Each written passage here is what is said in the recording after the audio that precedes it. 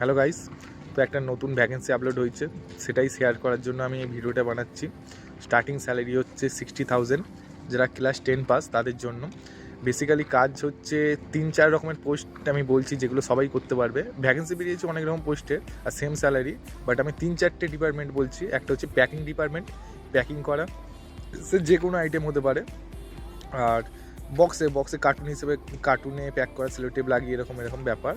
তো আমি ছোট ভিডিও করছি, শর্ট ভিডিও, যার মাধ্যমে আমি বেশি ডিসক্রাইব করছি না।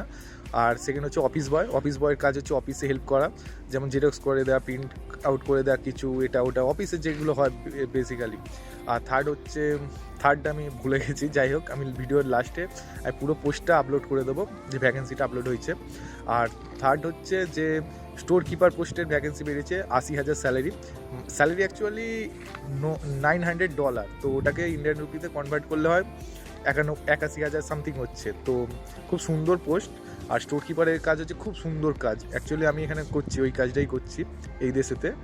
তো মানে কোনো হচ্ছে ফিজিক্যালি কাজ করতে হবে না, ঘাম ঝরবে না, বাট একটু হেডেক রাখতে হবে। বেশি হেডেক না, যখন কি আইটেম আসছে, কি রিসিভ করছো, সেগুলো হচ্ছে সিস্টেমে এন্ট্রি করতে হবে। যখন তোমার কাছ থেকে কোনো স্টক আউট হচ্ছে, সেগুলো সিস্টেমে এন্ট্রি করতে হবে, ফিজিক্যালি চেক করতে হবে সব কিছু, রিসিভিং টাইমে, ইস্যুইং টাইমে, এবং এক্সপায়ারি সব চেক করতে হবে। যেগুলো আগে আসছে সেগুলো আগে বার করতে হবে কোম্পানি থেকে, এইরকম বেসিক্যালি কাজ। তো থাকা খাওয়া সব কিছু হচ্ছে কোম্পানির দায়িত্ব, সব কিছু ফ্রি।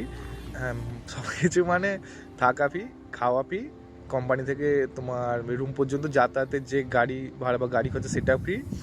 মানে যে স্যালারিটা তুমি পাবে নিট অ্যান্ড, মানে সেটা পুরোপুরি থেকে যাবে তোমারই, কোনো আর এক্সট্রা খরচা হবে না।